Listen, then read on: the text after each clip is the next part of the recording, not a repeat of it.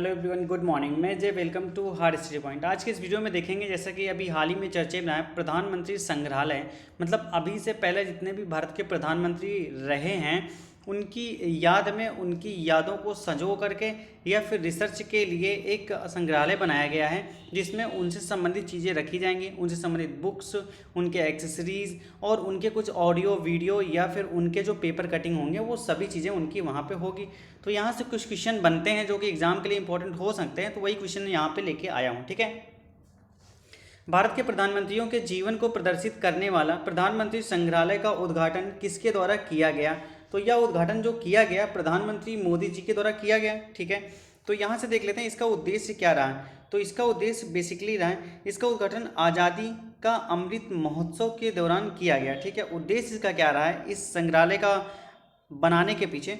तो भारत के पूर्व प्रधानमंत्रियों की महत्वपूर्ण निर्णय व भारत के लिए उनके किए गए कार्यों तथा महत्वपूर्ण दिए गए योगदान और उसके बाद विभिन्न देशों या फिर विदेशों में भारत के लिए जो योजनाएं चलाई या फिर उनकी कुछ ऐसी यादें जो कि भारत के लिए सफल साबित हुई हैं या फिर भारत को विकास में सहायता दी हैं, उनके वीडियोग्राफ व उनके पेपर कटिंग और आज़ादी के बाद किए गए पत्राचार को सहेज कर रखना, ताकि जो स्कॉलर स्टूडेंट हैं उन पे और ज़्यादा रिसर्च करके एक निष्कर्ष तक पहुंच सकें कि उनकी जीवनी क्या रही है और उनके संघर्ष क्या रहे हैं। ठीक है, इसकी आवश्यकता क्यों पड़ी?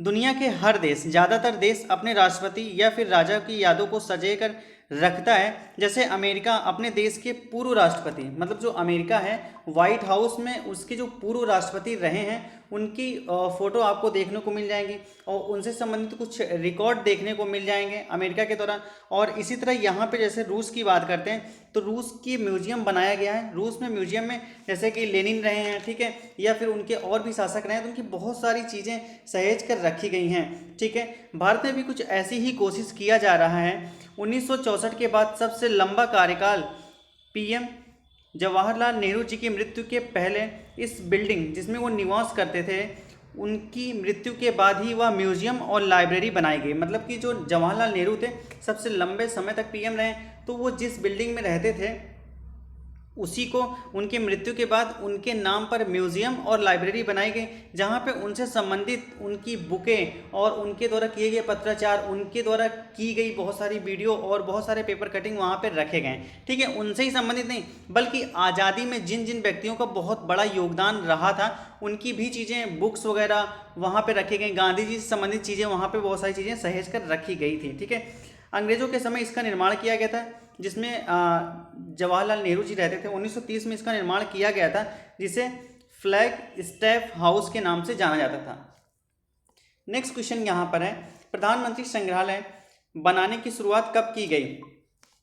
इसका जो निर्णय लिया गया था 2015 में, लेकिन इसकी जो मंजूरी मिली 2018 में मिली और यह 2022 में बनकर तैयार हो गया और 14 अप्रैल को इसका उद्घाटन किया गया पीएम मोदी जी के द्वारा। नेक्स्ट क्वेश्चन, प्रधानमंत्री संग्रहालय बनाने में कुल कितना लागत आया?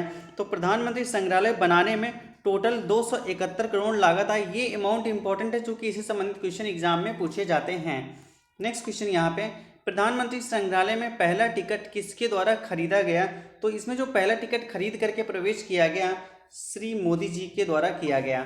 नेक्स्ट यहाँ पे रहा है, प्रधानमंत्री संग्रहालय को नई दिल्ली की 3 मूर्ति कैंपस में बनाया गया। ये 3 मूर्ति कैंपस वही है जहाँ पर जवाहरलाल नेहरू जी का लाइब्रेरी और उनका संग्रहालय था। ठीक है, बनाया गया। इसका निर्माण कब किया गया था? इसका निर्माण किया गया था 1930 में। अब 1930 में किया गया था तो यहाँ से क्वेश्चन बनता है कि उस टाइम भारत पर शासन कौन कर रहा था, वायसराय कौन था? तो उस टाइम जो वायसराय था इरविन था, लॉर्ड इरविन था। ठीक है, और यहाँ से एक क्वेश्चन और बनता है कि इरविन का शासनकाल कब से कब तक रहा? तो 1926 से 1931 तक रहा है। और यहाँ पे एक महत्वपूर्ण चीज़ें थी कि 26 जनवरी 1930 को स्वतंत्रता दिवस मनाने की घोषणा की गई थी। मतलब 26 जनवरी 1930 को स्वतंत्रता दिवस मनाने की घोषणा की गई थी। इसीलिए संविधान तो 26 नवंबर को बनकर के तैयार हो गया था, लेकिन स्वतंत्रता दिवस मनाने की घोषणा 26 नवंबर को की गई थी, इसीलिए इसको 26 जनवरी किया गया। ठीक है, 12 नवंबर 1930 को लंदन के प्रथम गोलमेज सम्मेलन हुआ और इस सम्मेलन में कांग्रेस ने भाग नहीं लिया था। नेक्स्ट यहाँ से क्वेश्चन और बनता है कि महात्मा गांधी ने किस गोलमेज सम्मेलन में भाग लिया था, तो द्वितीय गोलमेज सम्मेलन में भाग लिया था। नेक्स्ट क्वेश्चन है प्रधानमंत्री संग्रहालय किस मंत्रालय के अधीन आता है या अंतर्गत आता है, तो सांस्कृतिक एवं पर्यावरण मंत्रालय के अंतर्गत यह आता है। और सांस्कृतिक एवं पर्यावरण मंत्री कौन है, जी किशन रेड्डी। नेक्स्ट, तो थैंक्स फॉर वॉचिंग। ये थी कुछ इंपॉर्टेंट क्वेश्चन का कलेक्शन जो कि आपके एग्जाम की दृष्टि से इंपॉर्टेंट हो सकता है, क्योंकि ये अभी बहुत ही चर्चे में रहा है। ठीक है, तो आपको बता दें कि करंट अफेयर का टॉपिक और इस वीडियो देखने के लिए चैनल को सब्सक्राइब करें, वीडियो को लाइक और शेयर करना ना भूलें। आपका कोई सुझाव हो तो कमेंट सेक्शन में जरूर बताएं।